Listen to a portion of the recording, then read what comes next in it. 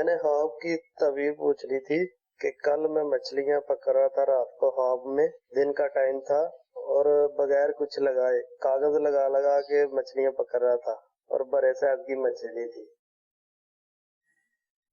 ख्वाब मछलियों से मुताल्लिक है और मछली का पकड़ना, हासिल करना, खा वो तोहफे की शक्ल में हो या खरीद के हो, किसी ने आपको दी है या आपने उसको हासिल किया है, ये हर एतबार से बेहतर होता है।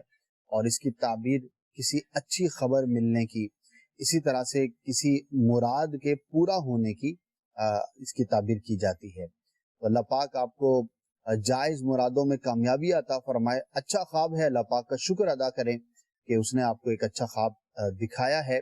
और अगर कोई जायज़ ख्वाहिश होगी तो इंशाअल्लाह अज़्ज़ व जल वो ज़रूर पूरी होगी।